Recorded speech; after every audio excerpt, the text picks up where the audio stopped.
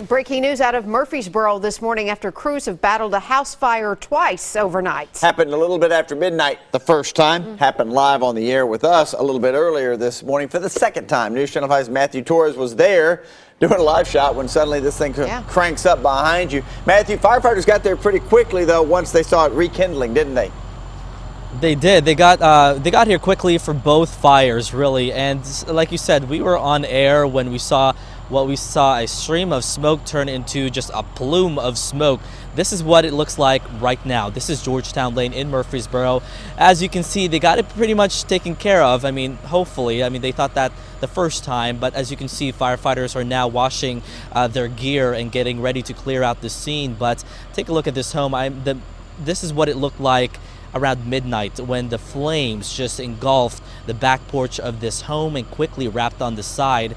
According to the fire marshal, the homeowner was asleep at the time. He heard some popping noises, alarms, and thinking that it may have been a possible burglar. But when he went down, obviously he saw that it was flames. He and his dog got out safely. Now, we had the understanding that the neighbor actually knocked on the door, but I just interviewed the next door neighbor who first called 911. He's telling me this morning it was actually the homeowner who knocked on his door, making sure that he got out safely since the fire moved so quickly.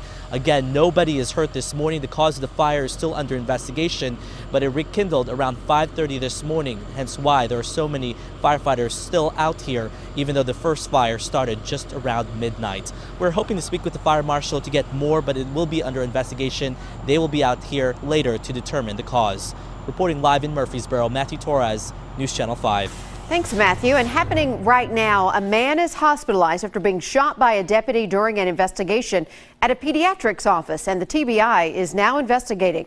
Our Kimberly Davis is at Vanderbilt Medical Center. So how's this guy doing this morning, Kimberly?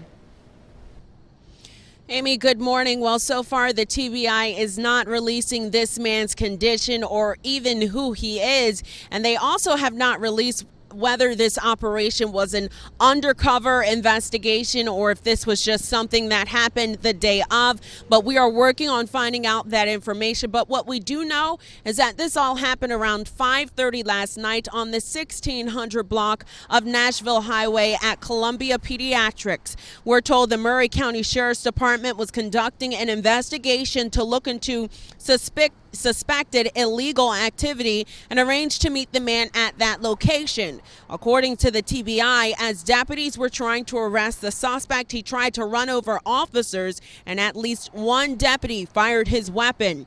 The man was hit and rushed to Murray Regional Medical Center. He was later airlifted to Vanderbilt. Now the investigation is in the district attorney's hands. We gather the details. We turn those over to the district attorney general, and he or she is ultimately the one who makes the determination as to whether the officer's actions were justified. That's not a decision we make at TBI.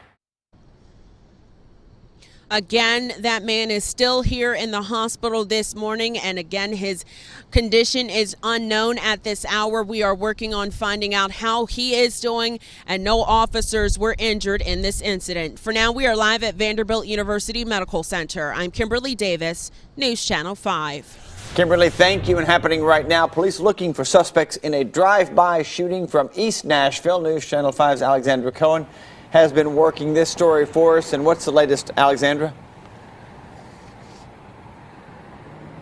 Good morning, Steve. The victim is in stable condition after that drive-by shooting. Take a look at some of this video that we got from the scene earlier. Shots rang out in the streets around 8 last night. This is in the 2500 block of Bethwood Drive by Oakwood Park. An SUV was pierced with about a dozen bullet holes.